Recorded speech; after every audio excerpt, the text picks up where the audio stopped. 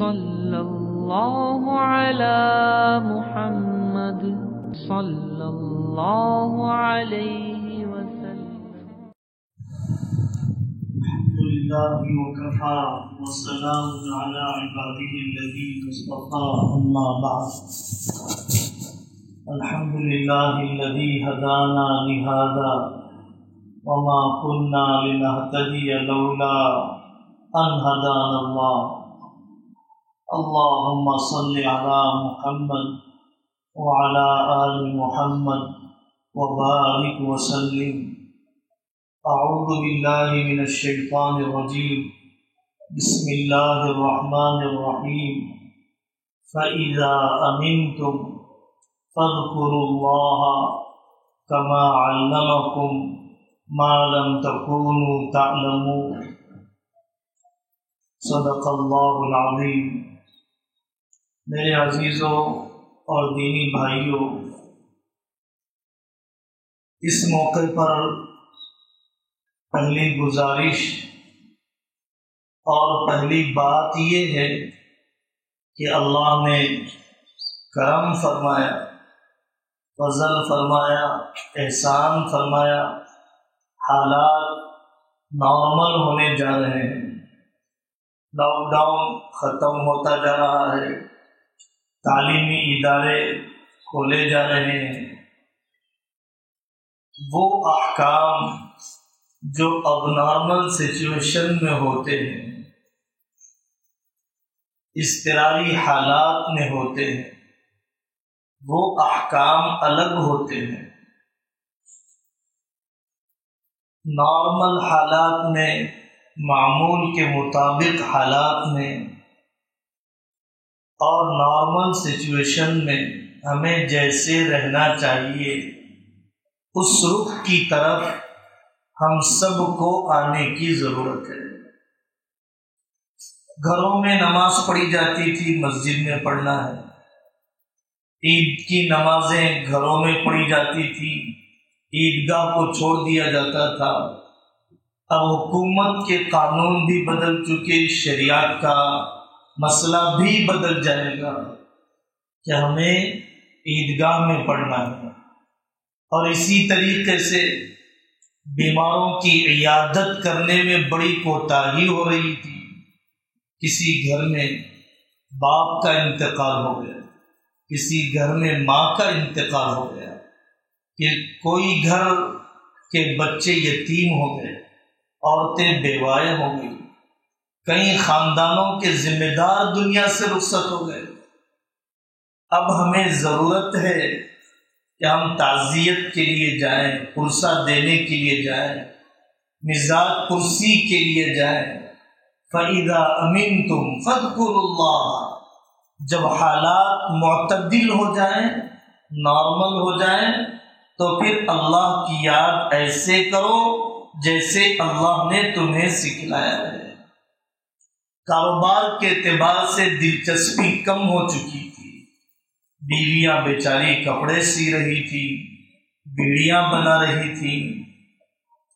گھروں میں کام کرنے والی مائیں کام کرنے کے لیے جا رہی تھی. بعض جگہوں پر کھیتی باڑی میں حصہ لینے والی عورتیں کھیتی باڑی کی طرف متوجہ ہو رہی تھی. ٹیلرنگ کرنے والی مائیں ٹیلرنگ کر رہی تھی. اب مردوں کو چاہیے کہ وہ اپنے روزگار کی کوشش کریں، 2 روپیے کما کر لائیں، اپنے آپ کو کاہلی پر باقی نہ رکھیں، چبوتروں پر نہ چھوڑ دیں، اور بگڑی ہوئی عادتوں پر اپنے آپ کو باقی رکھنا اللہ سے بھی بغاوت ہے، عقل کے بھی خلاف ہے، اور آئندہ بہت بڑے نقصان کو بھگتنے کا ذریعہ بن جاتی ہے یہ چیزیں.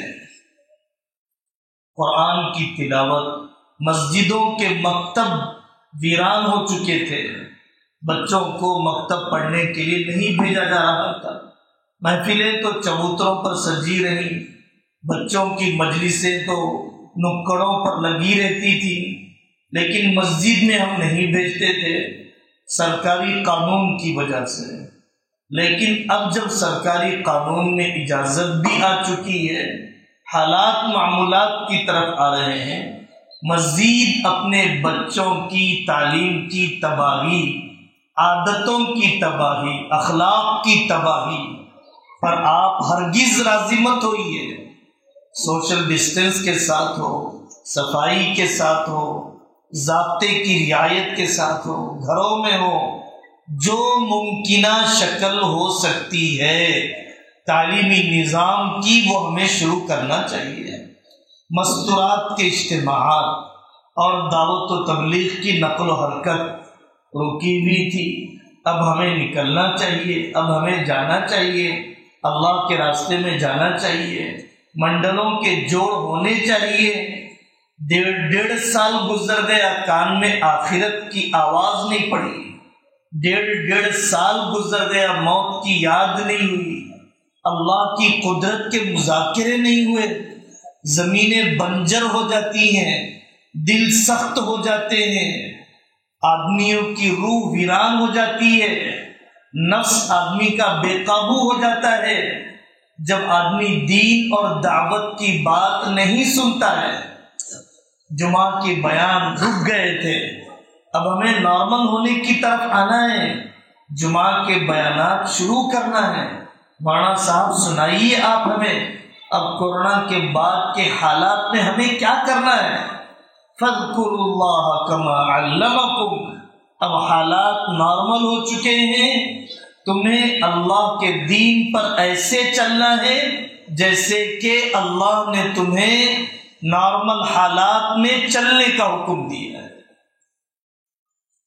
اب ایسا نہ ہو کہ ایک ہاتھی کے پیر بچپن میں باندھ دیے گئے تھے، جوان ہو گیا، اس کے پیر کھول دیے گئے، تب بھی وہ لنگڑ کر چلتا تھا جیسے کہ اس کے پیر بندھے ہوئے ہوں۔ عادت ہو گئی، ذہن کے اعتبار سے لنگڑا ہو گیا کہ میرا پیر تو بندھا ہوا ہے۔ ایسا نہیں ہونا چاہیے کہ ایک پنجرے میں کبوتر کو مہینہ 2 مہینہ، سال 2 سال بند کر دیا گیا، اب وہ پرواز کا انداز بھی بھول گیا، اسے اڑنے کی ادائیں بھی یاد نہیں رہی، تو یہ بہت بڑا نقصان ہو جائے گا، شکاری کے ہاتھ میں لگ جائے گا، شیطان و نفس ہمیں تباہ کر دیں گے۔ اب ایسا نہیں ہونا چاہیے کہ اب تو میں گھر میں پڑھوں گا، جان بچانے کا موقع مل گیا، شادیوں میں تو جاؤں گا، سانچکوں میں جاؤں گا، جمعگیوں میں جاؤں گا، بچوں کو فون سے تو نہیں روکوں گا، لیکن میں مسجد اور مکتب سے ضرور روکوں گا، تبلیغ سے ضرور روکوں گا۔ یہ بہت بڑا اپنے آپ کو دھوکہ دینا ہے۔ ہم سے بہت سے لوگ وَمِنْهُمْ مَنْ عَاهَدَ اللَّهُ لَئِنْ آتَانَا مِنْ فَضْلِهِ لَنَصَّدَّقَنَّ وَلَنَكُونَنَّ مِنَ الصَّالِحِينَ۔ بہت سے لوگ بگڑے ہوئے حالات جب ہوتے ہیں، مسجدیں کب کھلے گی مولانا، عیدگاہ پہ نماز پڑھنے کا کب موقع ملے گا، میں کب جاؤں گا فلانے گاؤں میں اپنی خالہ سے ملاقات کے لیے۔ جب حالات بگڑے ہوئے تھے تو بڑی تمنائیں تھی مسجد کی باجماعت نماز پڑھنے، ماسک پہن کر آؤ، صاحب ماسک پہن کر آئیں گے، دروازے بند کرو، پھر بھی کمیٹی والوں سے لڑتے تھے کہ ہمیں مسجد میں پڑھنے کا موقع دیجیے، ہم پر پابندیاں مت لگائیے۔ بہت سارے بھائی اس قسم کے جذباتی ہوتے ہیں۔ اب جب حالات نارمل ہو چکے ہیں تو پھر ہمیں اب باجماعت نماز کا اہتمام اور مسجد کی آبادی کی محنتوں کے شروع کرنے کی فکر کرنا چاہیے۔ اور دوسری بات جو اس موقع پر ضروری سمجھ میں آتی ہے، قُلْ آمَنْتُ بِاللَّهِ ثُمَّ اسْتَقِیمُ خَیْرُ الْأَعْمَالِ مَا دِیمَ عَلَیْهِ۔ ان گزشتہ حالات میں اللہ تبارک و تعالیٰ نے اضطراری طور پر بہت سی تربیتیں اللہ نے کی ہے، اب اس تربیت پر ہمیں جمنا ہے۔ اللہ نے تربیت کی، دنیا کی بے حیثیتی، انسانی زندگی کی بے وقاتی، پتہ نہیں کب کس کا جنازہ اٹھ جائے، ہمیں سکھلایا، ہمیں بتلایا اللہ نے۔ اب ہمیں ایسا نہ ہو کہ کورونا ختم ہو گیا اب مجھے موت بھی آنے والی نہیں ہے، کورونا سے پہلے بھی موت آیا کرتی تھی، کورونا کے بعد بھی موت آنے والی ہے۔ جب سے انسان پیدا ہوا ہے، جب سے موت کا نظام دنیا میں ہے، لدو للموت وابنو للخراب، تمہیں پیدا ہونا ہے مرنے کے لیے، تمہیں آباد ہونا ہے ویران ہونے کے لیے، موت کا سلسلہ رکا نہیں ہے۔ اللہ ہمارے ان دوستوں کی، رشتہ داروں کی مغفرت فرمائے۔ کتنے دوستوں کے واقعات، 35 دن دواخانے میں تھے، 15 لاکھ کا بل ادا کیا، ڈاکٹر صاحب نے ڈسچارج کر دیا، کنسنٹریٹر آکسیجن کا لا کر لگا دیا گیا، شام میں 3 بجے پہنچے، اللہ تعالیٰ نے بہت قابل رشک موت عطا فرمائی۔ دواخانے سے آنے کے 35 دن کے بعد ایک دن بھی مکمل گھر پہ نہیں رہ سکے، فجر سے پہلے 3 آدمیوں کے سامنے کلمہ پڑھتے ہوئے انتقال ہو گیا۔ تو کورونا سے بچ گیا تو اب موت نہیں آئے گی۔ شہر کے بہت بڑے ڈاکٹر اللہ تعالیٰ نے 10 اسکولز ان کے ذریعے سے قائم کروائے، بڑے بڑے ہاسٹلز بچوں کے لیے اللہ تعالیٰ نے ان کے ذریعے سے آباد کروائے۔ اللہ ان کی مغفرت فرمائے۔ ڈاکٹر صاحب نے ڈسچارج کر دیا، آپ ایک دم نیگیٹو ہیں صاحب، آپ اطمینان سے جائیے گھر پہ۔ گھر پہ آنے کے بعد 24 گھنٹے نہیں رہے، اس کے بعد ڈاکٹری ریسرچ یہ ہے کہ دوبارہ وبا کا حملہ ہوا اور ان کا انتقال ہو گیا۔ تو اس لیے میرے عزیزوں، گزشتہ کے حالات سے جو سبق ہمیں ملے ہیں، ان اسباب کو یاد رکھنے کی ضرورت ہے۔ اب پھر دوبارہ زندگی کا نشہ سوار نہ ہو جائے، پھر دوبارہ غفلت میں نہ ڈوب جاؤں۔ الموت لیس منہ الفوت، موت سے کسی کو چھٹکارا نہیں ہے۔ اس وقت جو مر گئے وہ تو شہادت کی موت مرے، اس وقت جو مر گئے صبر کی موت مرے، اس وقت جو مر گئے وہ تیاری کی موت مرے ہیں۔ اللہ نہ کرے اگر ہم ان دنوں میں غفلت کی موت مر گئے، کتنی بدترین قسم کی موت ہوگی۔ ایک سبق دنیا کی بے ثباتی کا، ایک سبق اپنی آخرت کی تیاری کا، ایک سبق اللہ تبارک و تعالیٰ نے ان حالات میں اپنی جہالت کے احساس کرنے کا۔ گھر میں ہم بند تھے، گھر والی نماز پڑھنا چاہتی ہے، علماء نے اجازت دے دی گھر میں جماعت بنا کر نماز پڑھیے، لیکن میں نماز کے فرائض، طہارت کے مسائل نہیں جانتا ہوں، جمعہ پڑھا دیجئے، میں جمعہ پڑھانا ضروری خطبہ پڑھنا نہیں جانتا ہوں۔ بلکہ اس سے زیادہ شرمناک واقعات ہمیں ناگپور کے دوستوں نے بتلایا۔ کئی عورتوں کے جنازے نہلائے بغیر دفن کر دیے گئے۔ کیوں؟ اس لیے کہ کوئی پروفیشنل غسالہ، بے رحم نہلانے والیاں آنے کے لیے تیار نہیں ہیں، اور ہم بیٹیاں نہلانا جانتی بھی نہیں ہیں۔ اب ہمیں یہ عبرت ملی کہ مجھے اور آپ کو جنازہ نہلانے کے مسائل، جنازہ نہلانے کا طریقہ کوئی مشکل نہیں ہے، کوئی بڑی ٹیکنالوجی نہیں ہے، کوئی خاص قسم کی ایکسرسائز نہیں ہے، آسان طریقہ مجھے سیکھنا ہے۔ حضرت رسول اللہ صلی اللہ علیہ وسلم اپنی بیٹی حضرت زینب رضی اللہ عنہا کا غسل دلوا رہے ہیں، پردہ پکڑنے والیوں نے پردہ پکڑ لیا، آقا پردے کے باہر سے فرماتے ہیں اب ایسے کرو، اب ایسے کرو، اب ایسے کرو۔ ہمیں یہ سبق ملا گزشتہ کے 1.5 سال میں کہ ہمیں تعلیمی میدان میں، فارماسیٹیکل کے میدان میں، علاج معالجے کے میدان میں بھی آگے بڑھنا چاہیے۔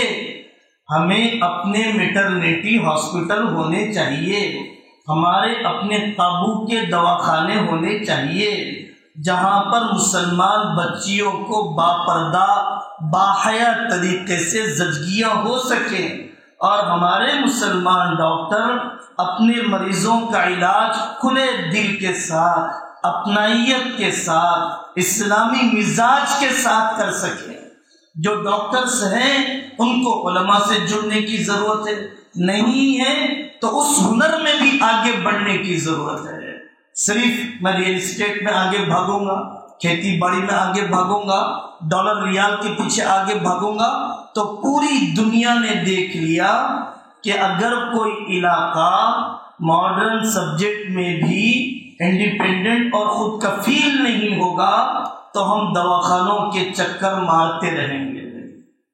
تو ہمیں تعلیمی میدان میں ترقی کرنا ہے، کیسے آکسیجن لگایا جاتا ہے، کیسے مریضوں کو سنبھالا جاتا ہے۔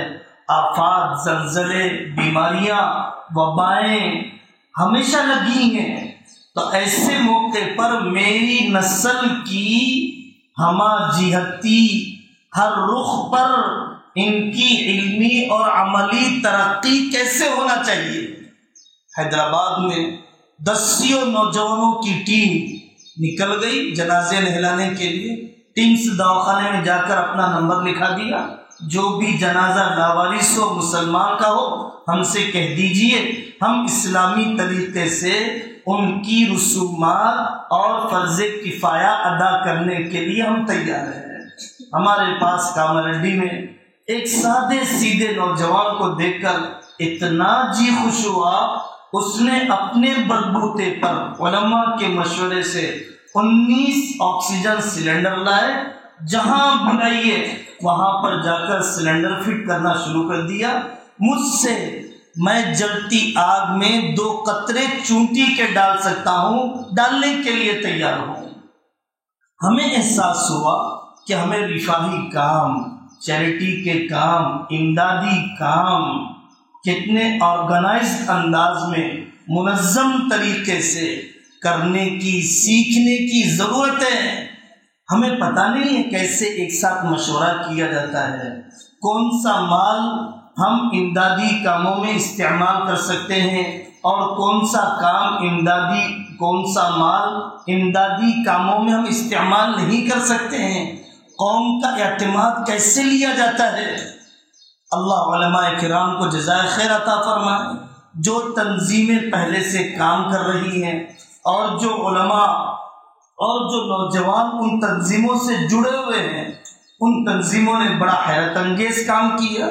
100 آکسیجن کنسنٹریٹر انہوں نے تقسیم کیا، اور ابھی علاقوں میں جتنے بچے کورونا کے مرض کی وجہ سے، وبا کی وجہ سے یتیم ہو چکے ہیں، ان کے والد دنیا سے چلے گئے، ان کی والدہ دنیا سے چلی گئی، بعض جگہوں پر دادا دادی بھی دنیا سے چلے گئے، کوئی آسرا باقی نہیں رہا۔ اب ایسے یتیم بچوں کی کفالت کا اجتماعی نظام یہ فرض کفایہ ہے۔ اگر مسلمانوں کا بیت المال ہوتا تو بیت المال کے ذریعے سے ہم کمیٹی کے ذمہ دار، ہم علماء، ہم حفاظ کرام، ہم بستی کے شدبود رکھنے والے لوگ، علماء سے وابستگی رکھنے والے لوگ، زندگی کا کچھ تجربہ رکھنے والے لوگ، ان لوگوں کو اب آگے بڑھنے کی ضرورت ہے۔ مردوں کی فکر تو بہت کر لی، اب زندوں کی فکر کرنے کی ضرورت ہے۔ اب ایسا نہیں ہے کہ دنیا کی معیشت سنبھل گئی، کاروبار چلنے لگ گئے، جھاڑ سے پیسے جھڑنے لگ گئے۔ ابھی بھی معاشرے میں سب وہ لوگ ایسے ہیں جو بیاج کے تلے دبے جا رہے ہیں، مہینوں کا فائنانس انہیں پیسا جا رہا ہے۔ ابھی بھی معاشرے میں 10 گھرانے ایسے ہیں کہ کرایہ ادا کرنے، مہینوں کا کرایہ ادا کرنے کی سکت ان کے پاس نہیں ہے۔ اب ہمیں بہت ہی سنجیدگی کے ساتھ، اجتماعیت کے ساتھ معاشرے کے اندر ہمدردی کی روح پھونکنے کی ضرورت ہے، اپنائیت کا ماحول بنانے کی ضرورت ہے کہ جو جس طریقے سے دوسرے کی خدمت کر سکتا ہے، اس نئی زندگی میں ہم بھی ان لاکھوں لوگوں کے جنازے میں ہو سکتے تھے۔ رب نے کرم کیا، نیا موقع دے دیا۔ اب میرا رب انتظار میں ہے کہ نئی زندگی لے کر یہ کیا کام کرتا ہے۔ پچھلی زندگی کی گندگیوں پر باقی رہتا ہے یا اس زندگی میں کچھ نیا کام کر کے بتلاتا ہے؟ تو ہمیں ان یتیموں کی کفالت کا نظام، بچیوں کے نکاحوں کی ترتیب ہم ہر جگہ پر سنا رہے ہیں۔ حالات نارمل ہو گئے، لاک ڈاؤن تھا، تب بھی آپ کو نکاح کرنے میں ڈیلے تاخیر نہیں کرنا چاہیے، اب بھی آپ کو تاخیر نہیں کرنا چاہیے۔ آپ کی بچیوں کی عمر ڈھلتی جائے گی، آپ کے بچوں کا بڑھاپا آتا جائے گا، جوانی تباہ ہو جائے گی، تنہائیاں ناپاک ہو جائیں گی، صحت ضائع ہو رہی ہے۔ لاک ڈاؤن کی وجہ سے کھانے پینے کے تقاضے ختم نہیں ہوئے، نکاح کے تقاضے کیسے ختم ہو جائیں گے؟ نکاح کا تقاضا اور بڑھ جاتا ہے جب آدمی فرصت کی زندگی گزارتا ہے، نکاح کا تقاضا اور بڑھ جاتا ہے جب آدمی فون کے ساتھ اپنا وقت بتاتا ہے۔ تو اس وجہ سے آپ دھوکے میں نہ رہیے، سماج زبردست ظالم ہے، آج تو یہی کہے گا کہ لاک ڈاؤن جب ختم ہوگا، جب ہم بچی کا نکاح کریں گے تب ہم رشتے دیکھیں گے، کل ہماری بچیاں 23 سے 25 کی ہو جائیں گی، کل ہمارے بچے 25 سے 27 کے ہو جائیں گے، یہی معاشرہ کہے گا کہ ہمیں بوڑھے کو اپنی بیٹی نہیں دینا ہے، اس بوڑھی کو اپنے گھر میں بہو نہیں بنانا ہے۔ یہی ظالم سماج تمہاری بیٹیوں کی عمر کے مسئلے کو لے کر داغ لگائے گا، آنے والے رشتوں کے لیے روڑے اٹکائے گا۔ اس لیے ان حالات میں ہمیں نکاح کے مسائل کو بھی حل کرنا ہے، پیچھے نہیں ہٹنا ہے۔ اب ہمیں سمجھ میں آیا کہ ہوم اسکولنگ کا نظام، گھر گھر مکتب قائم کرنے کا نظام، اسکول کب کھلیں گے؟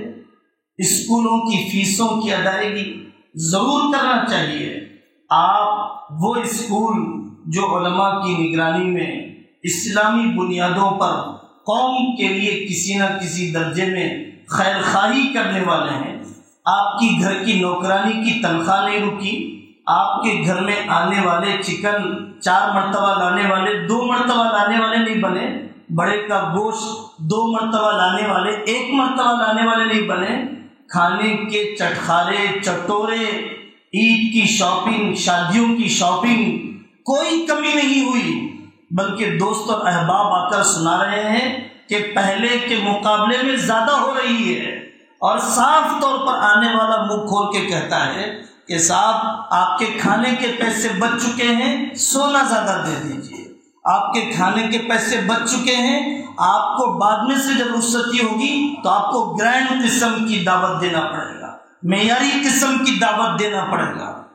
تو جب آپ کے یہ سارے بجٹ کے لیے پیسے ہیں، تعلیم کے لیے کیوں پیسے نہیں؟ کیا اس استانی ماں کا حق نہیں ہے؟ کیا اس ٹیچر کا حق نہیں ہے؟ کیا اس ادارے کا حق نہیں ہے جو ادارہ آپ کی نسلوں کی حفاظت کر رہا ہے؟ تعلیم کے بغیر کوئی نسل باقی نہیں رہتی ہے۔ وہاں پر خرچ کرتے ہوئے ساری مہنگائی، وہاں پر خرچ کرتے ہوئے ساری تنگیاں، وہاں پر خرچ کرتے ہوئے سارے قرضے کیوں ادا جاتے ہیں؟ ہمیں ایسا نہیں ہونا چاہیے۔ تعلیمی اداروں کو باقی رکھیے۔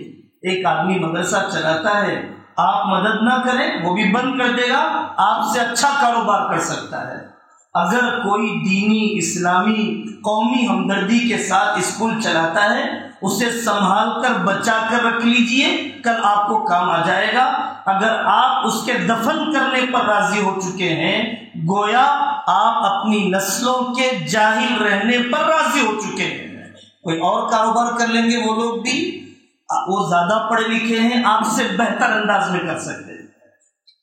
ایسے موقع پر ان اسکولوں کو سنبھالنا، ان مکاتب کے عربی کے پڑھانے والے معلمین اور استانی ماؤں کی مالی خدمت کرنا، جانی خدمت کرنا، اپنی نسلوں کی حفاظت کے لیے ہمارا سب سے پہلا قدم ہونا چاہیے، ترجیحی قسم کا قدم ہونا چاہیے۔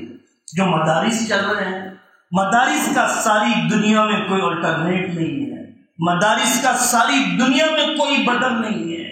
ساری دنیا ہمارے جنازے کو چھوڑ چکی تھی، علماء ہیں جو نہلانے کے لیے آگے بڑھ رہے تھے، ہماری بیویاں، ہمارے بھائی ہمارے دفنانے کے لیے تیار نہیں تھے، یہ علماء اور ان کی نگرانی میں کام کرنے والے نوجوانوں کی ٹیمیں وہ ہمیں قبرستانوں تک پہنچا رہی تھی۔ وہ زمانہ کہ ہمارا پڑوسی ہمیں ناشتہ پہنچانے کے لیے تیار نہیں، یہ علماء ہیں کہ جو ہمارے بھوک کے درد کو سمجھتے ہوئے انہوں نے معاشرے کے اندر روح پھونکی کہ محلے میں جہاں جہاں بیمار ہے، دواخانوں میں جہاں جہاں پیشنٹس ہیں، وہاں پر کھانا پہنچایا جائے، وہاں افطاری پہنچائی جائے، وہاں پر سحری پہنچائی جائے، وہاں پر ناشتے پہنچائے جائیں۔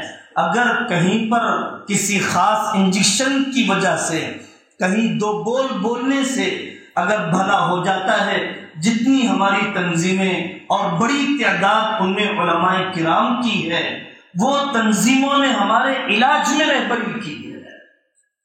تو میرے بزرگوں، کہیں ڈاکٹر کے دو بول کہنے پر اگر بل معاف ہو سکتا ہے، معاف کروا دیا گیا، بھائی معاف کر دیجئے، مستحی تھے، بیچارہ دنیا سے چلا گیا، 20-20 لاکھ کہاں سے ادا کرے گا؟ ڈاکٹر صاحب نے مفتی صاحب کے کہنے پر 5 لاکھ روپے معاف کر دیے۔ ایسے کتنے واقعات ہیں۔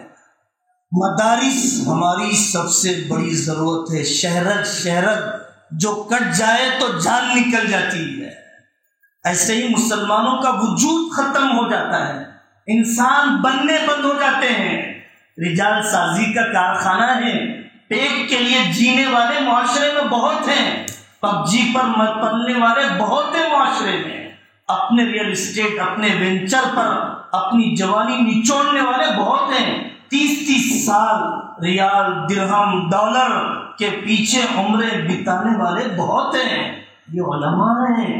جب ہماری بیٹی مرتد ہو جاتی ہے، غیر مسلم سے نکاح کر لیتی ہے، ہمارا بیٹا قادیانی بن جاتا ہے، عیسائی بن جاتا ہے، شکیلی بن جاتا ہے، فیاضی بن جاتا ہے، غامدی بن جاتا ہے، مرزائی بن جاتا ہے، گوہر شاہی بن جاتا ہے، یہ علماء فکر مند ہو جاتے ہیں، ہمارے گھر پر آتے ہیں، آپ کا بچہ مرتد ہو چکا ہے، آپ کا بچہ اسلام سے باہر نکل چکا ہے، آپ کے بچے کا نظام بننا چاہیے، آپ کی جائیداد ایسے تقسیم ہونا چاہیے، آپ کی بچی کا گھر ایسے آباد ہونا چاہیے، آپ عدالتوں کی طرف نہ جائیے۔ یہ علماء ہیں جو تمہیں غیروں کے بنائے ہوئے قانون سے روک رہے ہیں، جو تمہیں اسلامی شریعت کی طرف لا رہے ہیں، اپنی جیب ہلکی کر کے محبت کے ماحول میں ہمارے ٹوٹنے والے گھروں کو آباد کرنے کی فکر کر رہے ہیں۔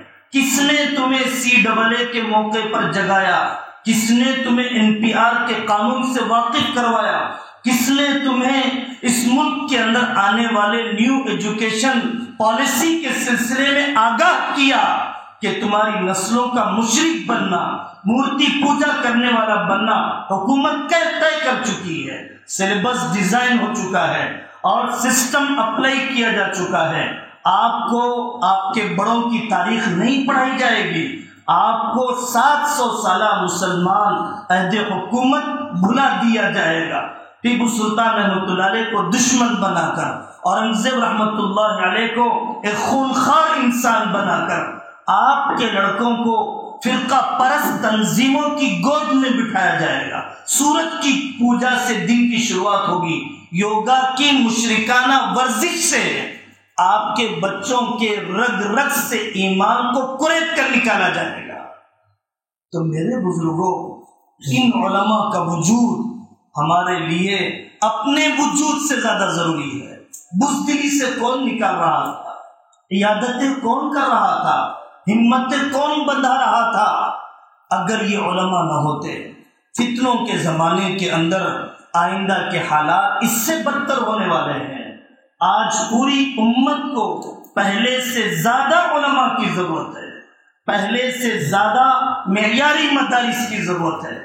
دوائی یہ کتنے mg کی کھاؤں، یہ کینسر کی دوا، یہ ہارٹ کی دوا، اس سے زیادہ روح کی بیماریاں، میری ناشکری کی دوا، میرے بے لگام غصے کی دوا، میری بے حیائی کی دوا، میرے جوانوں کی بے غیرتی کی دوا، یہ تو علماء کی صحبت سے ہوگا۔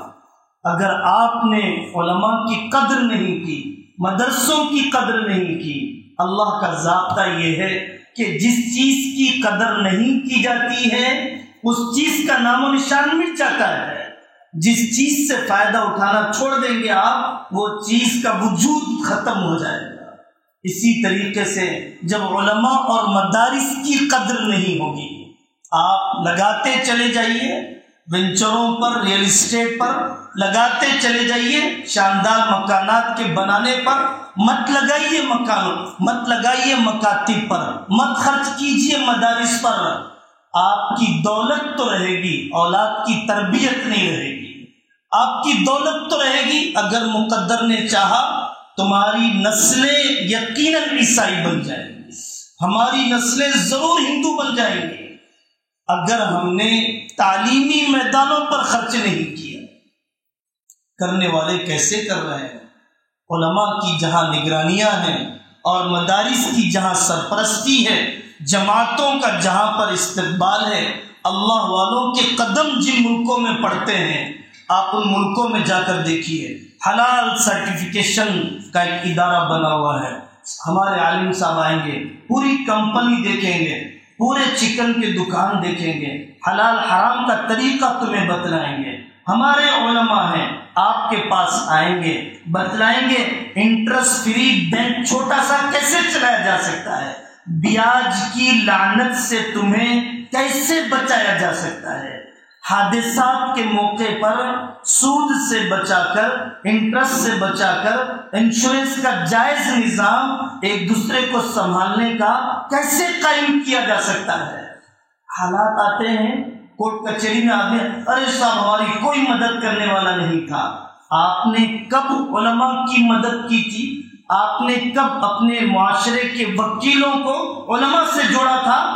ارے صاحب فلانا واقعہ پولیس اسٹیشن میں ہم گئے، ہماری کوئی سنوائی کرنے والا نہیں تھا، فلانے حالات پیش آ گئے، پیسے کی ضرورت پڑ گئی، کوئی رہبری کرنے والا نہیں تھا، ہم غلط کاروبار میں پھنس گئے، ہمیں بتانے والا نہیں تھا۔ ای اسٹور نام کا ایک کاروبار چل رہا ہے، کچھ دن پہلے ایک دوست آئے، سنانے لگے، سپریم کورٹ کے وکیل ہیں اور وہ بہت ڈیٹیل میں بتانے لگے، اور ہم سے کراس کوشچنز کرتے گئے، یہ بتلائیے یہ بتلائیے۔ ہم نے ان سے پوچھا آپ بڑے آدمی ہیں، آپ مجھے سمجھا دیجیے، ای اسٹور کمپنی کا یہ ڈھانچہ تو حرام کا ہے، یہ پارٹ تو ناجائز ہے، آپ اس کے جائز ہونوں کو سمجھا دیجیے۔ بڑا سلجھا ہوا انسان، بہت سلیم الطبع قسم کا انسان، طلب کا جذبہ لے کر آنے والا انسان، میں بالکل ماننے کے لیے تیار ہوں کہ میں اس کے حلال ہونے پر کوئی دلیل دے نہیں سکتا۔ لاکھوں لوگوں کو جوڑ دیا گیا، کروڑوں کا انویسٹ کر دیا گیا، اور اب علماء سے پوچھا، اب حرام ہونے کا علم ہوا، اب کیا کرو گے؟ اب جتنی دور غلط نکل گئے اتنی واپسی مشکل ہو جائے گی، جنازے اڑ گئے، خون کی ندیاں بہہ گئی، اخبار ہر دن کا خالی ہے، لیکن اپنی میراث تقسیم کروانے کے لیے کوئی مفتی صاحب کے پاس جانے تیار نہیں ہے، تقسیم جائیداد کے ضابطوں کو جاننے کے لیے اپنے کسی عالم کے پاس بیٹھک کی جگہ بنانے کے لیے تیار نہیں ہے۔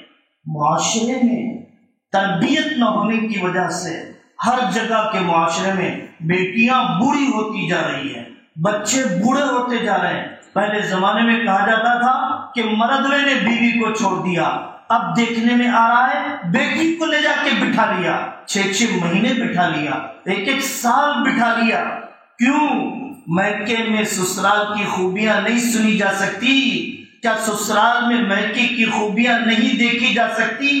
اتنے کم ظرف ہم بن چکے ہیں، اتنی سوچ ہماری گھٹیا ہو چکی ہے، اتنا ہم اپنی بیٹیوں کی تباہی، ان کے خاندانوں کے اجڑنے، ان کے چولہوں کے بوجھنے، ان کے بچوں کے بے آسرا ہونے پر راضی ہو چکے ہیں۔ مدرسوں کا مقصد یہ ہے کہ معاشرے کی ایک ایک بیماری کا علاج اور معاشرے کے ایک ایک فرد کی اصلاح ان اکابر کی صحبتوں کے ذریعے سے ہونے لگ جائے۔ کتنے معاشرے کے نوجوان ایسے ہیں جو روزگار کمانے کے سلسلے میں دلچسپی نہیں ہے، چبوتروں پر بیٹھ سکتا ہے، دوستوں کی محفلوں میں رنگ بھر سکتا ہے، لیکن 2 روپیے کمانے کے لیے وقت نہیں دے سکتا ہے۔ جس قوم کے نوجوان بے غیرت ہو چکے ہوں، حکومت کی بھی ان نوجوانوں کو کوئی فائدہ نہیں دے سکتی ہے، کفیلوں کی بھی ان نوجوانوں کو کوئی فائدہ نہیں دے سکتی ہے جس قوم کے نوجوان بے غیرت بن چکے ہیں۔ تو میرے عزیزو، یہ تیسری بات ہے کہ ہمیں اپنے مدارس اور دینی محنتوں کی ضرورت اور اس کی اہمیت گزشتہ زمانے کے مقابلے میں زیادہ سمجھنے کی ضرورت ہے۔ آنے والے فتنے گزشتہ فتنوں سے بڑے قسم کے ہوں گے۔ اب ہمیں وہ مدرسے چاہیے، وہ علماء چاہیے، وہ اکابر چاہیے، وہ مذاکرے چاہیے جو پوری امت کے اندر ایمان کی عظمت اور ایمان پر مرنے اور ایمان پر جینے کا حوصلہ پیدا کر دے، پوری امت کے اندر یہ حمیت کو جگا دے، یہ غیرت کو پیدا کر دے، یہ جوش کی آگ لگا دے کہ حضرت سمیہ کی طرح ہاتھوں پیروں میں کیل ٹھونک دیے جائیں۔ نیشنلٹی نہیں، سٹیزن شپ نہیں، مائنورٹی کی اسکیمات نہیں، جاب پر ملازمتیں نہیں اور سرکاری ویکنسیز نہیں، اگر کیل ٹھونک دیے جائیں، رائل اسٹیٹس چھین لیا جائے، میں اسلام چھوڑنے کے لیے تیار نہیں ہوں۔ ان مذاکروں کی ضرورت ہے۔ اپنی بیٹیوں کے اندر حضرت منفوسہ والی، حضرت نفیسہ والی، حضرت حفصہ بنت سیرین والی اور پتہ نہیں کن کن اللہ کی نیک بندیاں جو اپنے بچوں سے کہتی تھی بیٹا تیر تیرے سینے پر تو لگنا چاہیے، پیٹھ پر نہیں لگنا چاہیے۔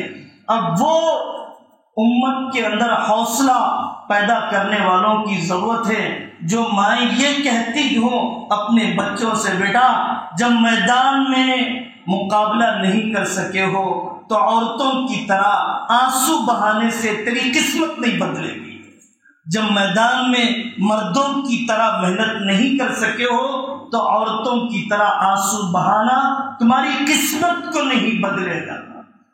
اگر ہم ایسے علماء پیدا کرنے میں، ایسے ادارے قائم کرنے میں ہم کامیاب ہو جاتے ہیں، کوئی حکومت ہمیں نقصان نہیں پہنچائے گی۔ چھوڑ دو یہ ویڈیوز کا فارورڈ کرنا، وہاں پر موب لنچنگ کر دی گئی، وہاں پر بستیوں کو جلا دیا، وہاں پر مسلمان مظلوم ہیں، یہ مظلومیت کی شہنائیاں اور اپنے بے قصور ہونے کے ترانے یہ چھوڑیے، نکالیے۔ اپنے آپ کو اور بزدل بنا رہے ہیں آپ، اپنے آپ کو اور توڑ رہے ہیں آپ، کرنے کے کاموں کے لیے کوئی وقت نہیں ہے، اور حوصلے توڑنے والے ویڈیوز کو فارورڈ کر کے آپ اپنی قوم اور اپنے طبقے اور اپنی برادری کو سکڑنے کی طرف، دبنے کی طرف اور پسنے کی طرف اور اقدامی کارروائی سے روکنے کی طرف دھکیلتے جا رہے ہیں۔ صحابہ رضی اللہ عنہ اجمعین دیکھ لیجئے، 3 سال، 1 دن 2 دن نہیں، 3 سال 2 پہاڑوں کے درمیان ابو طالب کی گھاٹی میں آقا صلی اللہ علیہ وسلم نے وقت بتایا ہے۔ کھانا نہیں ہے، پانی نہیں ہے، باہر کوئی سامان بیچنے کے لیے تیار نہیں ہے کوئی پارٹی کو دیکھ کر اپنے ایمان کو بچانے والا، کوئی ایک صحابی ہے جس نے ایمان کو چھوڑ دیا ہو۔ حضرت خدیجہ الکبریٰ مکہ کی اتنی بڑی رئیسہ کا انتقال ہوا فاقے کی کیفیت میں، اتنی جلدی بزدلی کیسے آ گئی، اتنی جلدی ایمان تمہارا کمزور کیسے ہو گیا، قدم کیسے پھسلنے لگ گئے؟ اس سے بڑی قربانی کی کون سی مثالیں لائی جا سکتی ہے؟ حضرت ابوذر غفاری کیسے چھپ کر آئے، کیسے اسلام قبول کیا، کیسے اپنے قبیلے کے رخ کو بدلا۔ وہ حالات جو صحابہ پر آئے مجھ پر نہیں آئیں گے، لیکن مجھے کرنا وہی ہے جو صحابہ نے کیا ہے۔ وَلَعَذَابُ الْآخِرَةِ أَشَقُّ، یہاں کے صدمے بہت تھوڑے ہیں، یہاں کے حالات بہت تھوڑے ہیں۔ جنت کی ایک ڈبکی دنیا کی ساری تکلیفیں بھلا دے گی، اور جہنم کا ایک جھونکا یہاں کی ساری لذتیں بھلا دے گا، یہاں کی ساری راحتیں بھلا دے گا۔ اس وجہ سے میرے عزیزو، کام کرنے کی ضرورت ہے، اور اس قسم کے مظلومیت اور ہمت شکن اور بزدلی کی طرف لے جانے والی خبریں اور لے جانے والی اطلاعات سننے، سنانے، فارورڈ کرنے سے اپنے آپ کو بچانے کی ضرورت ہے۔ آپ دشمن کے ہاتھ پیر بن رہے ہیں، آپ دشمن کے آلے کار بن رہے ہیں۔ دشمن چاہتا یہی ہے کہ میدان میں آنے سے پہلے آپ ہار جائیں، آمنا سامنا ہونے سے پہلے آپ ہار جائیں۔ اس کی اجازت نہیں ہے۔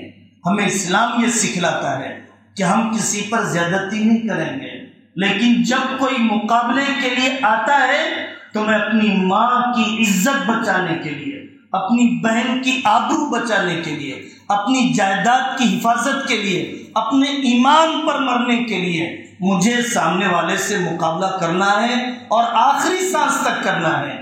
قیامت بپا ہو جائے تب بھی کرنا ہے، دشمنوں کی فوج میں گر جاؤں تب بھی مجھے کرنا ہے، ایک کے مقابلے پر 100 آ جائیں تب بھی مجھے کرنا ہے۔ ایمان والا بزدلی کی موت نہیں مرا کرتا ہے۔ میں واقعات سناؤں، صحابیات کے واقعات، میدان جنگ میں کیسے مقابلے کیے ہیں جب ضرورت پڑی ہے۔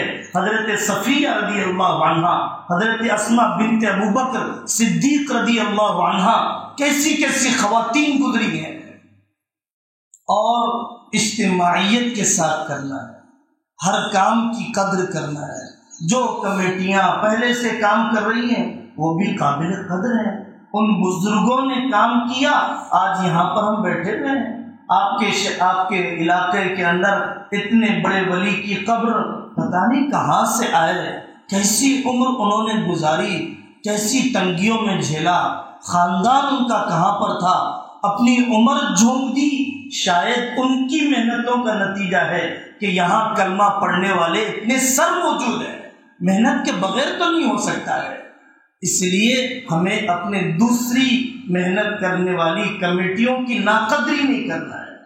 اپنی انا، اپنا میپن، اپنا تکبر اتنا نہ بڑھاؤ کہ قوم کو ذبح کرنے پر تیار ہو جاؤ۔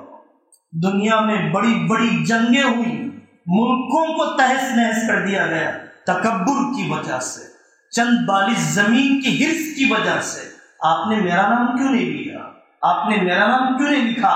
مولانا ابوالکلام آزاد رحمۃ اللہ علیہ فرماتے ہیں، ہمارے دشمن ہم ہیں، باہر والا نہیں ہے۔ مسلمانوں کو باہر کی دشمنی سے وہ نقصان نہیں ہوا جو اندر کے منافقوں سے ہوا، باہر کے میزائلوں سے وہ نقصان نہیں ہوا۔ پوری 1400 سال کی تاریخ، پوری انسانیت کی تاریخ بتلاتی ہے کہ مسلمان کو، کسی بھی قوم کو، اس کے اندر کے اقتدار کی ہوس رکھنے والے، کرسی کی ہوس رکھنے والے، نام و نمود کی ہوس رکھنے والے لوگوں سے قوم کو نقصان پہنچا ہے، باہر کے دشمن سے وہ نقصان نہیں پہنچا ہے۔ تکبر اتنا نہ ہو، ایک تو فرعون کا خدا ہونے کا دعویٰ، اور ایک یہ فرعون کہ اپنی قوم کا سودا کرنے کے لیے تیار۔ آپ مجھے رکھیں گے تب میں آپ کی کمپنی کھلنے دوں گا، آپ مجھے رکھیں گے تب میں قبرستان کے لیے زمین دوں گا، میرا نام رکھیں گے تب میں مسجد بناؤں گا۔ کس کے نام کے لیے جی رہے ہو؟ کس کا نام زمین پر باقی رہا؟ ایک اللہ کے لیے کرنے والے بنو۔ ما کان للہ بقیہ، اللہ کے لیے جو کام ہوتا ہے وہ باقی رہتا ہے، جو نفسانیت کے لیے ہوتا ہے، جو برادری کے لیے ہوتا ہے، جو خاندان کے لیے ہوتا ہے۔ بچپن میں کہانی سنائی گئی، پوری زندگی کام آتی ہے۔ باپ مرتے وقت آ کر کہتا ہے بچوں کو بلا کر کہ ساری لکڑیاں ایک جگہ جمع کر دو، توڑ کر بتاؤ، کوئی توڑنے کے لیے تیار نہیں۔ ہر بچے کو الگ الگ لکڑی دے دی گئی، اس نے توڑ دیا۔ یہی اتحاد کی طاقت ہے، یہی انتشار کی تباہی ہے۔ اب باہر کے کسی دشمن کی ضرورت نہیں ہے۔ لوگوں کو کنویں کے اندر ڈال دیا اور انگریز چلے جانے لگا اطمینان سے۔ لوگوں نے کہا کہ صاحب آپ یہاں کوئی چوکیدار تو رکھ دیجئے نا، یہ کنویں سے نکل کے بھاگ جائیں گے۔ تو اس انگریز نے کہا یہ خود ہی ایک دوسرے کی ٹانگ کھینچنے کے لیے کافی ہے، بے فکر رہو، ان میں کا کوئی کنویں سے باہر نکل نہیں پائے گا۔ اس قدر گھٹیا ذہنیت، تو آپ پورے کنویں میں دفن ہونے کے لیے راضی ہو جائیے۔ اگر آپ دوسرے کا ہاتھ نہیں کھینچنا چاہتے ہیں اور پیر کھینچنے کی ہی چھوٹی ذہنیت اور ذلیل حرکت آپ کی طبیعت میں آ چکی ہے، تو سب اسی تباہی اور ویرانی کے کنویں میں دفن ہونے پر راضی ہو جائے گی۔ دشمن ہماری ان چیزوں کو جانتا ہے۔ محض اس لیے یہ گاؤں تو مجھے بہت اچھا لگا، مولانا نے آ کر مجھے جب پہلے دن سنایا، اس سے پہلے بھی بھینگل میرا آنا ہوا اور بہت عرصے پہلے بھی ایک تقریب میں حاضری ہوئی تھی۔ میرے خلیل بھائی کا اس کا سسرالی خاندان رہتا ہے، لیکن مولانا نے سنایا کہ مدرسے کا کام کیا گیا، گاؤں کے ایک ایک گھر سے تعاون ہوا۔ یہ خبر روح کو جس قدر خوشی بخشنے والی ہے میں اس کا اظہار نہیں کر سکتا۔ مجھے اللہ کی ذات سے امید ہے کہ ہر گھر میں ولی کے پیدا ہونے کا فیصلہ ہوگا۔ مجھے اللہ کی ذات سے امید ہے اگر اس طرح کا تعاون اگر گاؤں والوں کا، ہم ایک علاقے میں گئے پرگی کے، وہاں پر کروڑوں لاکھوں کی زمین خریدی گئی، مدرسہ تعمیر کیا گیا، اور مجھے وہاں کے ذمہ دار نے بتلایا ایک پیسہ بھی ہم گاؤں سے باہر سے نہیں لائیں گے۔ ہمارے گاؤں والے کا بھکاری ہیں کیا؟ ہمارے پاس شادیاں 10-20 روپے کی ہوتی ہیں، ہماری شادیاں 10-10 لاکھ کی ہوتی ہیں، 8-8 لاکھ کی ہوتی ہیں۔ مدرسے پر کیوں نہیں؟ ہم باہر کا چندہ نہیں لائیں گے، گاؤں کے چندے سے مدرسہ تعمیر ہوا۔ اب عالمات تیار ہو رہی ہیں، حافظات تیار ہو رہی ہیں، مسائل میں رہبری ہو رہی ہے۔ ایسے گاؤں مدرسہ میں ہم نے سنا، ہمارے رشتہ دار سناتے رہتے ہیں، مدرسے میں مطبخ نہیں ہے۔ ہمارے صوبے کے بڑے عالم تھے، انتقال ہو گیا، اللہ تعالیٰ ان کی مغفرت فرمائے، مولانا عبد الرحمان صاحب جدہ والے، حضرت ہردوئی کے خلیفہ تھے، جدہ میں رہے، انہوں نے اپنی زندگی لکھی ہے۔ وہ دیوبند پڑھنے کے لیے گئے، تو دیوبند جب پڑھنے کے لیے گئے، شاملی کے گاؤں میں رہتے تھے، دیوبند تو نہیں پہنچ سکے، شاملی میں رہتے تھے، دیوبند کے آس پاس ایک علاقے میں، تو گاؤں والے انہیں کھانا کھلاتے تھے کہ مدرسے میں تم یہ سوئی سے پڑھتے ہو، کھلانے کی خدمت ہم کریں گے۔ کھانا بڑی چیز نہیں ہے، محبت بڑی چیز ہے، قدردانی بڑی چیز ہے۔ مہمان کن بلاؤں کو ٹال دیتا ہے۔ حافظ قرآن کی سرپرستی آوارہ اولاد کے لیے 70 ہزار کی گاڑیاں دلا دیا، آوارہ بیٹیوں کے ریچارج پر، راتوں کے جاگنے پر ہزاروں روپیہ لگ گیا، رشتے کئی مرتبہ توڑ کے کئی مرتبہ شادی کرنے پہ ہزاروں روپیہ لگ چکا ہے۔ اللہ کے کام کے لیے کیوں نہیں قبول ہو رہا؟ اللہ کے کلام کے کام کے لیے کیوں قبول نہیں ہو رہا؟ حضرت علی میاں ندوی رحمت اللہ علیہ فرماتے ہیں، ندوہ کے دروازے پر ایک پیر کا معذور شخص آ کے بیٹھ جایا کرتا تھا۔ ہم نے کہلوایا بھائی کوئی مسئلہ ہو تو پوچھ لو، کوئی ضرورت ہو تو بتا دو، کیوں آتے ہو روزانہ صرف دروازے پر ندوۃ العلماء کے مدرسے کے، لکھنؤ کے مدرسے کے دروازے پر بیٹھ کے چلے جاتے ہو؟ تو بڑے اکابر تھے، انہوں نے اس معذور کو بلایا اور بلا کر کہا کوئی ضرورت ہو تو بتاؤ، پیسے ہو تو دے دیں گے اور مسئلہ ہو تو حل کر دیں گے۔ اس نے کہا نہیں حضرت، میں پوری زندگی گناہ گاری میں گزر گئی، کچھ دن پہلے تبلیغ والے آئے، مجھے 3 دن کی جماعت میں لے گئے، میں حلقے میں بیٹھا، فضائل قرآن مجید میں نے سنا، حافظ قرآن کی عظمت پتہ چلی، اللہ والے علم کا مقام پتہ چلا، زمین والوں کا آسمان والے سے رشتہ جڑ جائے گا، اللہ والے علم سے زلزلے رک جائیں گے، مہنگائی ختم ہو جائے گی، اللہ تبارک و تعالی ظالموں کے تسلط کو ختم کریں گے، انسان سے جڑ جائیں گے، درندگی ختم ہو جائے گی، علم دین کی عظمت پتہ چلی۔ خیر کا معذور ہوں، کچھ نہیں کر سکتا، دل کی راحت کے لیے بس مدرسے کے چبوترے پر بیٹھ کر دن بھر ان قرآن پڑھنے والوں کو دیکھ کر جانا چاہتا ہوں، میرے دل کو سکون پہنچانے کے لیے۔ اتنے تو بنو کہ دیکھ کر خوش ہو جاؤ، اس سے تو نہ گرو کہ دیکھا بھی نہ جا سکے، اتنا بھی نہ گرو کہ دیکھا بھی نہ جا سکے۔ تمنائیں تو زندہ پیدا کرو، زندہ تمنائیں تو پیدا کرو۔ حضرت عبداللہ بن مبارک رحمۃ اللہ علیہ کا انتقال ہوا، ان کے پڑوس میں ایک لوہار رہتا تھا، مفتی شفیع صاحب رحمۃ اللہ علیہ نقل فرماتے ہیں، اس کا بھی انتقال ہوا۔ کسی نے مرنے کے بعد دیکھا عبداللہ بن مبارک کا جو مقام ہے اسی لوہار کا بھی وہی مقام ہے۔ اتنے بڑے محدث کا مقام تمہیں کیسے مل گیا؟ تو پوچھا گیا اس لوہار سے کہ بھائی تجھے مقام اتنے بڑے محدث کا کیسے مل گیا؟ تو حضرت عبداللہ بن مبارک کے اس پڑوسی لوہار نے کہا کہ جب عبداللہ بن مبارک حدیث پڑھانے کے لیے بیٹھتے تھے تو میں سوچتا تھا میرے اللہ مجھے ایسا علم مل جاتا میں بھی حدیث کا درس دیتا۔ رات میں وہ نماز میں کھڑے ہو جاتے، میں کروٹیں بدلتے رہتا، دن بھر کا چور جسم اللہ سے میں کہتا اگر یہ جسم میرا ساتھ دیتا میں بھی مصلی پر کھڑے ہو جاتا۔ اس حسرت پر اللہ نے جو مقام عبداللہ بن مبارک کو دیا وہ مجھے بھی دے دیا۔ مدرسے چلانے کے لیے پیسہ نہیں چاہیے، بے فکر ہو جاؤ ہم پیسے نہیں دیں گے، لیکن نیت کرو مدرسہ چلائیں گے، اللہ اپنی قدرت سے چلائے، زمین سے کوئی گھاس نہ اگے، آسمان سے کوئی پانی نہ برسے، تب بھی میرا رب انسانیت کو پالنے پر قادر ہے۔ 7 گھروں کے اندر، 7 پہاڑوں کے اندر، 7 غاروں کے اندر، 7 پتھر کے اندر پرت میں رہنے والی چونٹی کو جو میرا رب روزی پہنچاتا ہے ان کو بھی روزی پہنچانے پر قادر ہے۔ فون کو کنیکٹ کر دیا سیٹلائٹ سے روٹی مل گئی، اینٹ کو اینٹ سے جوڑ دیا روٹی مل گئی، کپڑے کو کپڑے سے جوڑ دیا روٹی مل گئی، لوہے کو لوہے سے جوڑ دیا روٹی مل گئی، بندوں کو اللہ سے جوڑے گا روٹی نہیں ملے گی۔ نفاق ہے یہ۔ حضرت مولوی صاحب رحمۃ اللہ علیہ فرماتے تھے جو یہ سمجھتا ہے کہ میں دین کی خدمت کروں گا روزی نہیں ملے گی وہ فاسق ہے، وہ فاسق ہے، اسے اللہ کی ذات پر اتنا یقین نہیں ہے۔ حسین احمد مدنی رحمۃ اللہ علیہ بہت قیمتی عطر لگا کر حدیث کا سبق پڑھانے کے لیے آتے۔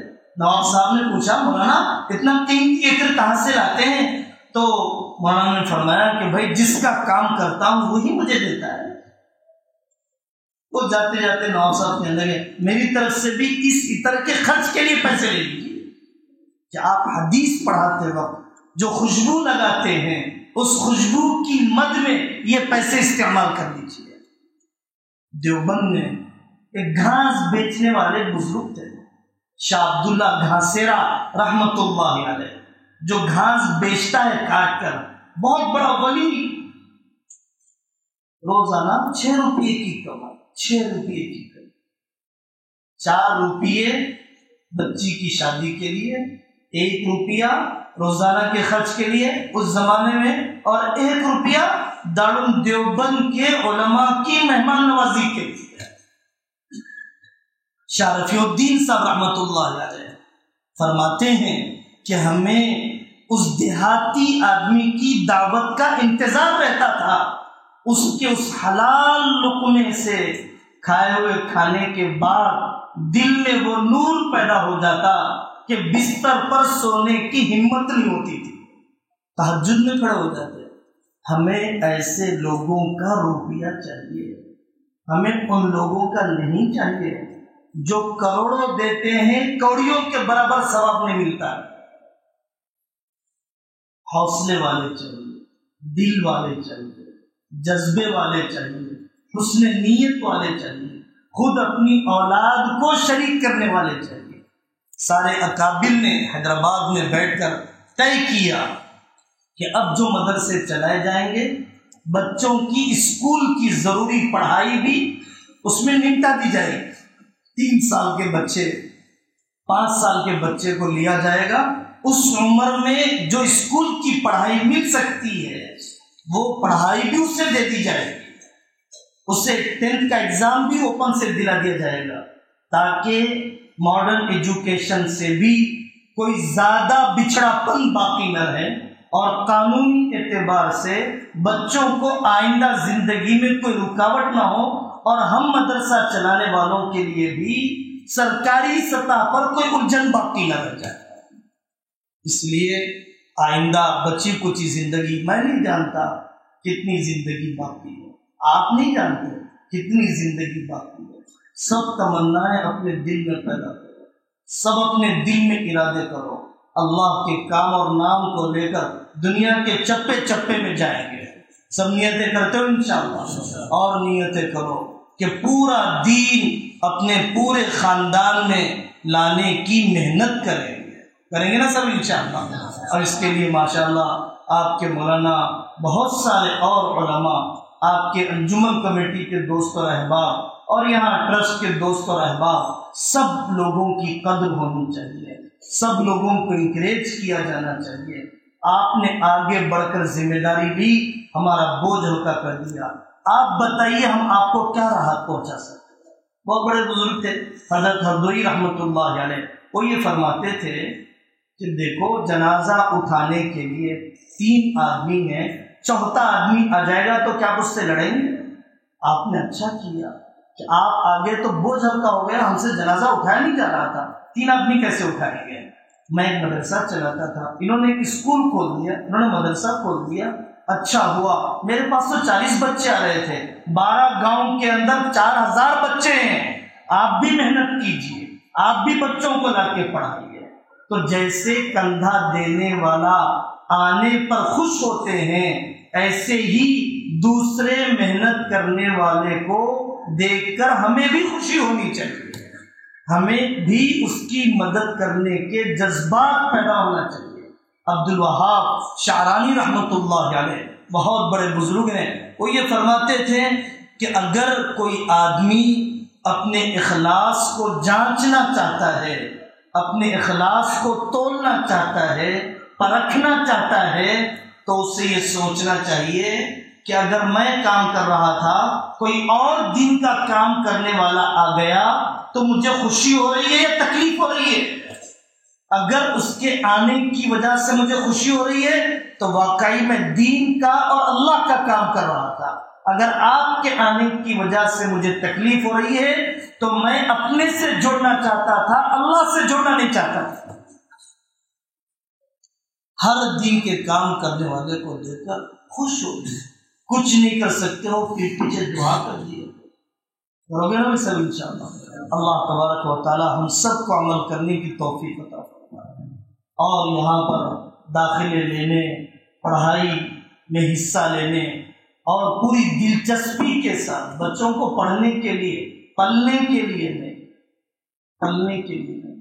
ہمارے گھر کی بلا مدرسے میں شرارت ہم سے نبھائی نہیں جا رہی تھی، اس لیے مت شریک کرو، اچھے جذبے سے شریک کرو، قیمتی اولاد کو مدرسے میں داخل کرو، ذہین اولاد کو داخل کرو۔ جب تک استاد، ماں باپ، پڑھنے والا تینوں کی فکر ایک نہیں ہوگی، کبھی بھی وہ بچہ نہیں پڑھ سکتا ہے۔ وقت دیا کرو، پوچھا کرو بچہ کیوں نہیں پڑھ رہا ہے؟ کیا میری کمائی میں حرام لقمہ آ گیا؟ کیا میری دعاؤں میں کمی ہو گئی؟ ایک دوست ہمارے پاس آئے اور آ کر سنانے لگے، میرا جی بھی بہت بھرا ہے کہ میری بیوی بچوں کو مدرسہ لے جا کر چھوڑتی تھی، بہت تھکی ہوئی آتی تھی، لیکن میں تو سو جاتا، اس کو دیکھتا کہ وہ تہجد میں مصلی پر ہو رہی ہے۔ اے اللہ میری اولاد کو وہ بنا دے جو آپ کے نزدیک محبوب اور چہیتے ہوں۔ ایسی دعائیں چاہیے، نسلوں میں ایک نیک بندے کو پیدا کر دے۔ فتنوں کا ایسا سیلاب ہے، اگر حلال لقمہ نہ دیا، 1000 ولیوں کی صحبت میں رہے گا، حرام لقمے کی گندگی اسے نیکی کی طرف بڑھنے نہیں دے گی۔ اس لیے آپ لوگ خود اپنی ذات سے اپنے بچوں کو شریک کیجیے، آ کے خیر خبر لیتے رہے۔ جس انداز میں ماں باپ کو کہا جا رہا ہے کہ بچوں کو دینی ماحول دیں، ویسا ماحول دینے کی فکر کیجیے۔ اللہ تبارک و تعالی یہاں ہر آنے والے کو علم نافع کی دولت عطا فرمائے، اور اللہ تعالی اس کام کو اپنے فضل سے قیامت تک آباد فرمائے، اس علاقے کو، اس بستی کو، یہاں پر سچے دین کے داعی اور خدام کے پیدا ہونے کا اللہ تعالیٰ اسے ذریعہ فرمائے۔ کیا نام لکھے؟ کون کون داخلے کے لیے تیار ہے؟ پہلے تو سیرودہ کی بھی تشکیل ہونی چاہیے. جماعت گئے ہوئے کتنے دن ہو گئے؟ کیا میرے ساتھ حافظ گیاس صاحب کا کتنے دن ہو گئے سیرودہ کی جماعت گئے ہوئے؟ جی کل سے جماعت جانے والی ہے، نکل چکی ہے. اچھا کتنے ساتھی گئے؟ پہلی جماعت گئی کیا؟ 10 ساتھی گئے. بتاؤ بھائی اس مجمع سے 3 دن تو بہت آسان ہے. پہلے 3 دن کے لیے بتاؤ. پہلے بچوں سے پہلے چچوں کا بولتے ہیں ایک ساتھ. بتلاؤ کون کون تیار ہے؟ حضرت فرما رہے صدر صاحب پہلے تیار ہے ماشاء اللہ. جناب شاکر صاحب، اللہ تعالیٰ ان کے بچے کی مغفرت فرمائے، اللہ اس بچے کے درجات کو بلند فرمائے، اور اللہ تعالیٰ ساری نسلوں کو آفات اور ناگہانی حوادث سے اللہ پناہ عطا فرمائے. حضرت تیار ہے ماشاء اللہ. اور بتلاؤ کے ساتھ آپ جی بھی تیار ہے ماشاء اللہ.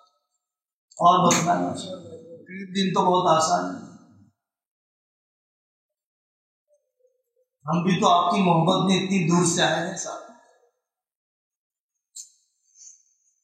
بہت مبارک ماشاء اللہ. اور فرما دیجیے. گھروں میں رہو گے تو اور بزدل بنتے رہو گے، واٹس ایپ دیکھتے رہو گے تو اور کاہل ہوتے جاؤ گے. لگ جاؤ اللہ کی بڑائی بولنے میں، لگ جاؤ لوگوں کی خدمت میں.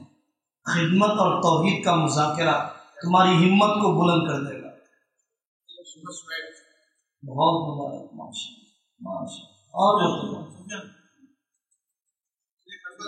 شیخ انور صاحب اللہ مبارک. اور فرمائیں.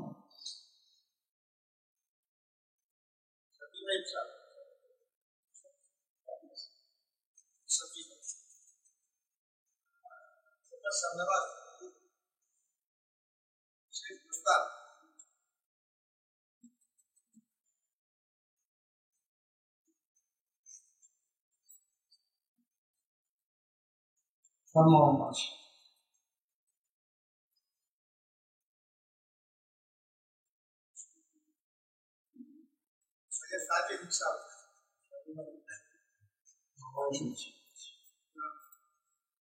تعلیم بالغان بھی شروع ہوگا عشاء کے بعد، مغرب کے بعد.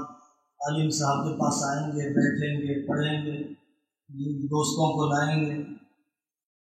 آئندہ خواتین میں مستورات کے اصلاحی اجتماعات 15 دن میں علماء کو بلائیے، اکابر کو بلائیے، قدم پڑھنے دیجیے.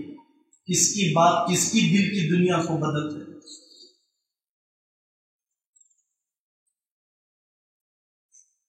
ووٹ اور نوٹ والے آتے ہیں تو بھیڑ لگ جاتی ہے. پارٹیوں سے جوڑنے والے آتے ہیں تو لوگ چمٹ جاتے ہیں، قریب ہونے کی کوشش کرتے ہیں. سیاست کو مسجدوں میں داخل ہونے نہ دو. پارٹی بندیوں کی وجہ سے مسجدوں مدرسوں کو بکھیرنے کا ذریعہ نہ بنو.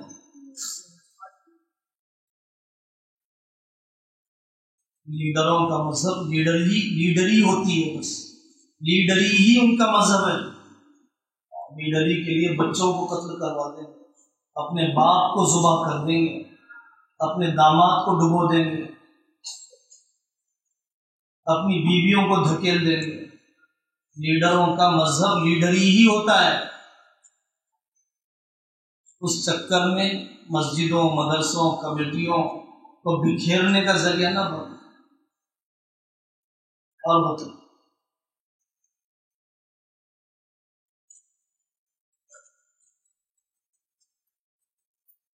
اچھا اپنے بچوں کو کون کون شریک کریں گے وہ بتاؤ گے ساتھی. اپنے بچوں کو کون کون شریک کریں گے وہ بتائیے. پہلے سے ماشاءاللہ 40 ہے. بہت اچھا. نئے بتائیے نا. گجرات جائیے، گاؤں کے اس جیسے گاؤں، اس سے چھوٹے گاؤں میں 500 بچے پڑھتے ہیں. بخاری تک کی تعلیم ہوتی ہے. ملک کے بڑے بڑے علماء آتے ہیں اس گاؤں کے اندر. جی ہم ایک گاؤں میں گئے گنگاوتی کے قریب، پورا گاؤں جھوپڑیوں میں. آج سے 6-7 سال پہلے عرب جماعت کے ساتھ قریشی برادری کا ہفتے میں 2 دن کاروبار، مستورات کی بیگم کی جماعت جاری ہے. کسی مدرسے کے سفیر کو خالی ہاتھ نہیں بھیجتے. ہر سفیر کا استقبال، مسجد میں مہمان نوازی، جو خدمت ہو سکتی ہے خدمت، ہر سفیر دعائیں دے کر جاتا ہے. سب بہترین کا مدرسے کی بڑی قدر، مہمان نوازی کی ہے. یہ ترقی یافتہ گاؤں کی علامت ہوا کرتی ہے. اور بتلانا مائنورٹی کی اسکولس ہیں ہر جگہ پر، وہاں پر ہم داخلہ کرانے سے منع نہیں کرتے، لیکن ہمیں جاننا بھی چاہیے کہ بتکما کی عید کروائی جا رہی ہے، گنیش کی پوجا کروائی جا رہی ہے، مدرسے کے مصحف کو آنے نہیں دیا جا رہا ہے، تبلیغ والوں کو فضائل اعمال پڑھنے نہیں دیا جا رہا ہے.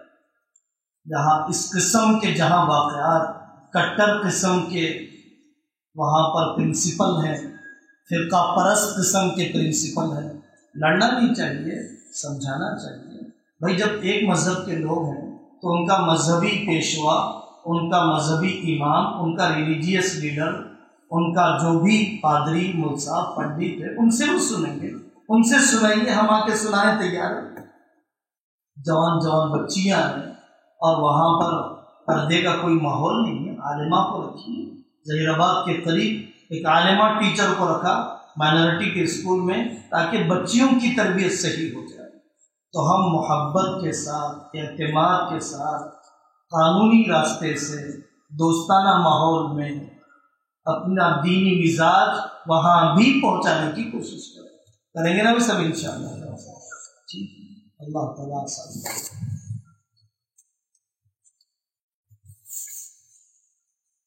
آپ جی صاحب اور کے والد صاحب کی ضرورت بڑی بات ہے. ایک سال کی جماعت میں 10 منٹ میں حاصل ہو گئی. صدر صاحب نے آپ نے صاحب نے جا کر تشکیل کی، والد صاحب سے آپ کے ایک سال کی جماعت میں بھیجنا ہے، 10 منٹ میں فیصلہ کیجیے. اتنی آپ کی درجات، اتنے فضل کے مقامات، ایسے بلند حوصلہ بات واقعی دنیا سے زیادہ دیتے ہوتا ہے. اللہ تعالیٰ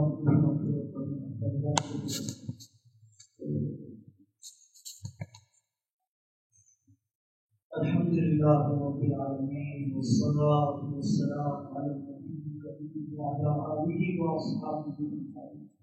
اللهم لك الحمد كما ينبغي لجلال وجهك وعظيم سلطانك. اللهم لا أحصي ثناء عليك أنت كما أثنيت على نفسك. اللهم أنت أحق من وليت وأجود من أعطى وأكرم من سئل وأرأف من رحم. يا شاهد الغيب ويا قريب الغيب يا جامع ويا غياث المستقيم. اللهم صل على محمد وعلى آل محمد وبارك وسلم. اے اللہ معاف فرما دیجیے. زندگی اور گزر گئی، عمریں تباہ ہو گئی، تنہائیاں برباد ہو گئی، کان آپ کا کلام سننے سے پہلے ہو گئے، ذہن و دماغ میں شیطانی خیالات نے بسیرا کر دیا، لیلاؤں نے آپ کی محبت کی جگہ دل میں باقی نہ رکھی، دل سب تو ہو گئے. جنازے اٹھا اٹھا کر دیکھ دیکھ کر پڑھا کر بھی ایک قضا نماز کی توفیق نہ دی، ایک بد اخلاقی سے توبہ کرتی، ایک حرص کے ذرے میں کمی نہ. اے اللہ ہمیں شریعت کی دولت عطا فرما، اسلام پر جینے مرنے کے فیصلے عطا فرما، ظالموں کا خاتمہ فرما، اجتماعیت کی دولت عطا فرما. امت کو جوڑنے والا بنا، امت کو توڑنے والا نہ بنائے. اے اللہ امت کو توڑنے والا نہ بنائے، توڑنے والوں کی نحوست نسلوں میں باقی نہ رکھی. اے اللہ توڑنے والوں کی نحوست آپ کے نبی نے بتایا کہ وہ باندھ مر جاتا ہے. اے اللہ ہمیں توڑنے والا نہ بنا، امت کو جوڑنے والا بنا.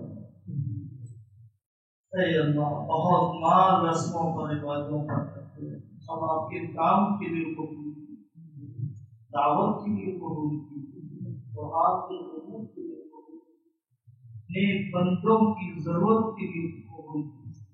یتیموں بیواؤں کی خدمت کے لیے قبول کیجیے۔ اے اللہ ہمارے ہزاروں نوجوان بے روزگار ہیں، غیرت مند ہیں، خوددار ہیں، متلاشی ہیں، ان سب کو حلال روزی عطا سودی قرضوں میں پریشان ادا فرما دیجیے، مناسب رشتے بچوں کے لیے آسان کر دیجیے۔ اے اللہ ہمارے ماں باپ دنیا سے چلے گئے، درجات بلند کر دیجیے، زندہ ہے عافیت دے دیجیے، صحت دے دیجیے۔ اے اللہ جو ہوا محض آپ کے کرم سے ہوا، جو ہوگا محض آپ کے کرم سے ہوگا۔ اس کام کی شروعات آپ کے بندوں نے کی، قسم و پرسی نے کی، بے کسی نے کی۔ ہمارے پاس نہ علم ہے، نہ عمل ہے، نہ تجربہ ہے، نہ صحبت ہے۔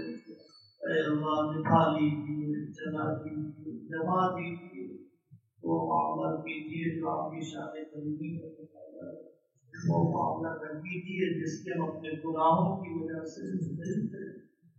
حرمین شریفین کے دروازے کھول دیجیے، آپ کے اسماء الحسنی کا واسطہ، آپ کے اس اسم اعظم کا وسیلہ جس کی تجلی آپ کے عرش پر ہے، آپ کے اس اسم اعظم کا واسطہ جس کے وسیلے سے آپ ضرور دعا قبول کرتے ہیں، سارے بیماروں کو شفا عطا فرمائیں۔ ہماری نسلوں میں اپنے خاص بندوں کو پیدا کریں۔ اے اللہ وہ بیماری نہ دیجیے جو منکر ہے، وہ موت نہ دیجیے جو بے توبہ کی تاجر ہے۔ اے اللہ وہ صحت نہ دیجیے جو گناہوں پر جری کرے، اور بڑھاپا نہ دیجیے جو ناکارہ کرے۔ اے اللہ آپ کے نیک بندوں کی محبت دل میں بسر ہمارے خاندان کٹے پھٹے ہیں، ہماری بہویں چلی گئی، ہماری بیٹیاں بیٹھ گئی، ہمارے بچے تنہائی کی زندگی گزارنے لگے، ہمارے پوتے دعا سے پیاسا ہوئے، ان سب کے گھروں کو آباد فرما دیجیے، آباد فرما دیجیے، آباد فرما دیجیے۔ وصلی اللہ تعالی علی نبی محمد وعلی آلہ واصحابہ اجمعین۔